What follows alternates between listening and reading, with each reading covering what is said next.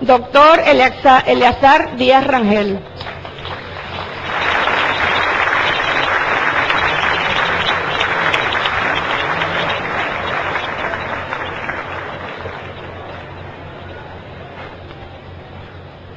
Ciudadano comandante presidente Hugo Chávez Frías. Ciudadana Silvia Flores, presidente de la Asamblea Nacional y demás integrantes de la Junta Directiva. Ciudadana Luisa Estela Morales, presidenta del Tribunal Supremo de Justicia. Ciudadana Gabriela Ramírez, presidenta del Consejo Moral Republicano y defensora del pueblo. Ciudadana Luisa Ortega Díaz, fiscal general de la República. Ciudadanos diputados y diputadas de la Asamblea Nacional. Ciudadano vicepresidente y demás ministros y ministras integrantes del Gabinete Ejecutivo. Ciudadano Jorge Rodríguez, alcalde del municipio bolivariano Libertador. Ciudadanos representantes del alto mando militar.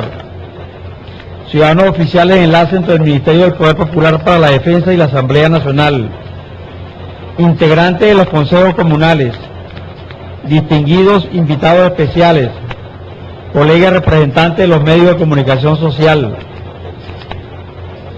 Vecinos de la parroquia del Valle. Señoras y señores.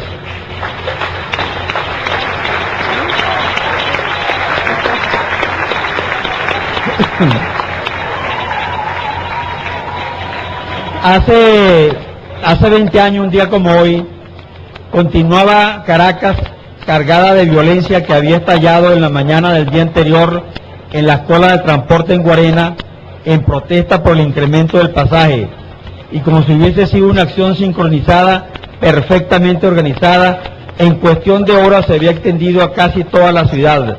Mordía las calles del Valle, de Coche, de La Pastora, Getare, Antímano y del centro de la ciudad. No hubo sitio donde no se sintiera, y se extendió progresivamente al interior del país.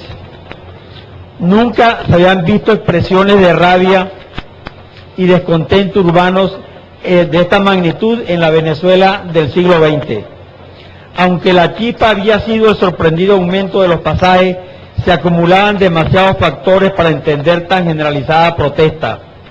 Los sectores populares no soportaban más su empobrecida situación, donde acababan de estallar los efectos de la fórmula del Fondo Monetario Internacional, popularmente conocida como el paquetazo.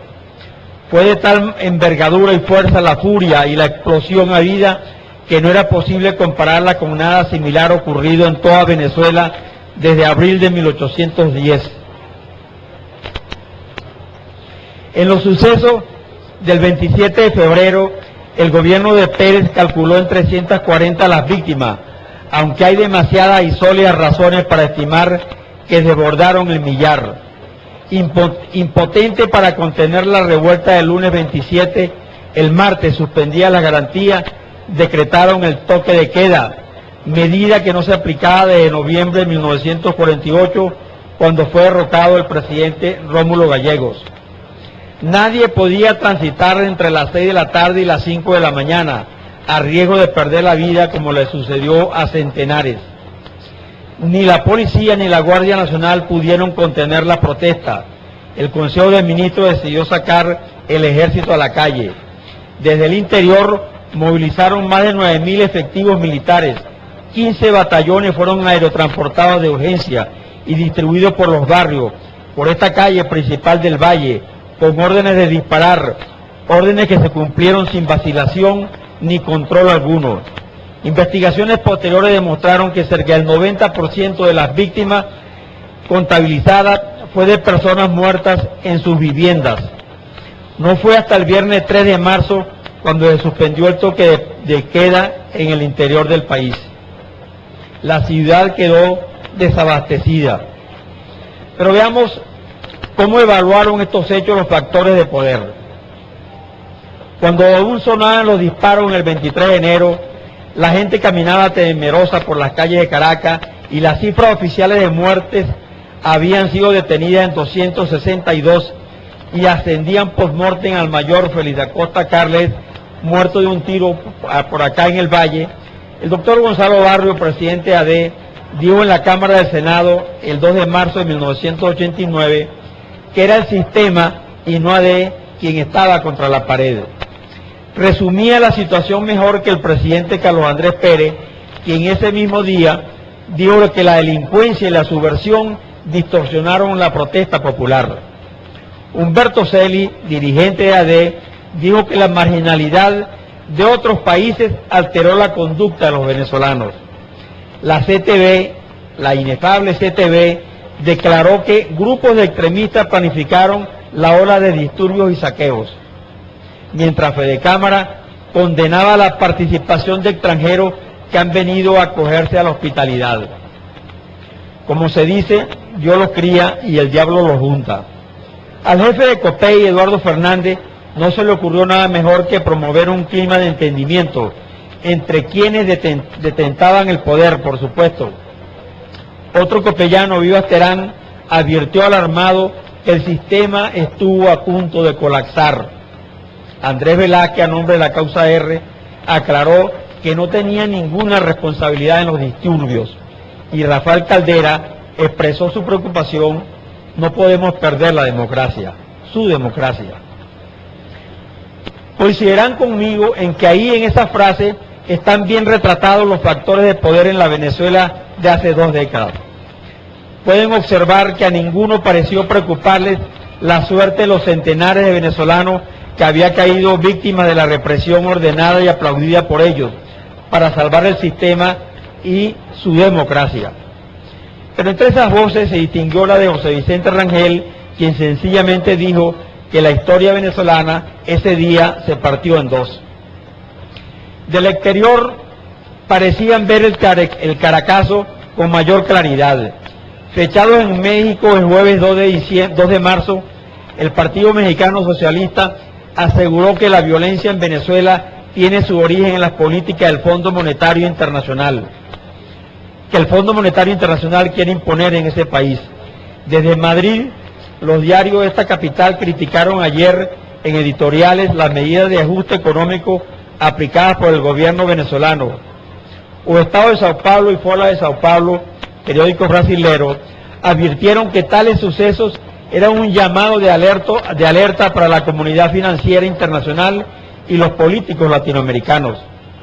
Hasta el general Manuel Noriega, entonces comandante de las Fuerzas Armadas de Panamá, dijo que había sido una zancadilla del Fondo Monetario al gobierno de Pérez. En fin, mientras afuera veían las acciones como una protesta popular contra las medidas impuestas por el fondo, que desde Washington, aquí en Caracas ningún partido vinculaba tales acciones con esas políticas y con el Banco Mundial. Después de una larga quietud social, sin huelgas, protestas de calle, sin manifestaciones y sin que nadie lo sospechara, ni en la izquierda ni en la ultraderecha, estallaron esas protestas el 27 de febrero en forma espontánea, anárquica, de tanta rabia contenida, sin ninguna dirección, y provocó, repito, la mayor explosión de violencia del pueblo habida en todo el siglo XX en Venezuela, particularmente en Caracas, reprimida con más violencia aún por las Fuerzas Armadas. En el suplemento cultural de Última Noticia de hace 19 años se publicaron varios análisis y allí está un reportaje mío, y después escribí un artículo en el Carabobeño donde explico que se venía acumulando un descontento por el desabastecimiento y la especulación, sin que el gobierno hiciera nada por combatirlos. La propagación de las protestas resultaba lógica. En primer lugar, es una verdad incontrastable el incremento de los pobres en los últimos 5 años.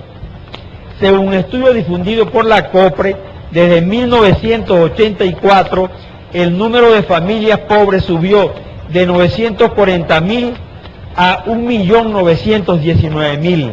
Se habían duplicado en apenas 5 años. Súmele el descontento por la especulación y el acaparamiento, más la rechera por el vertiginoso enriquecimiento de muy poco y la ostentación y el derroche de los supermillonarios. Hubo quienes esperaron que se repitieran hechos similares, pero lo más importante fueron los cambios que tales hechos introdujeron en la política, en la conducta del pueblo. Lentamente la calle comenzó a moverse. Entre enero de 1991 y mayo de 1992, Hubo 1.519 manifestaciones de protesta de todo tipo, desde las amas de casa en Acarigua, que se movilizaron para impedir la salida de camiones cargados de harina de maíz, si antes no se abastecía la ciudad, hasta las protestas de agentes de policía en Caracas, Valencia y Mérida. En promedio, 112 manifestaciones mensuales, más de 5 protestas de calle cada día laborable durante 17 meses. Las protestas del 27 de febrero, hace 20 años, no fueron nada circunstancial, como se demuestra en esta sucesión de manifestaciones nunca vista antes en la historia contemporánea venezolana y que le dieron continuidad al Caracazo.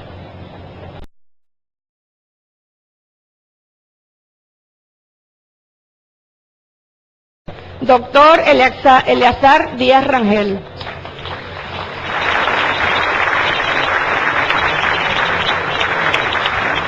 De la Junta Directiva. Ciudadana Luisa Estela Morales, Presidenta del Tribunal Supremo de Justicia.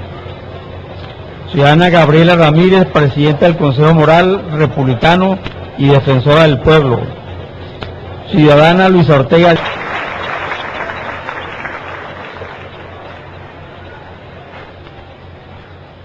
Ciudadano Comandante Presidente Hugo Chávez Frías. Ciudadana Silvia Flores, Presidente de la Asamblea Nacional y demás integrantes, Fiscal General de la República.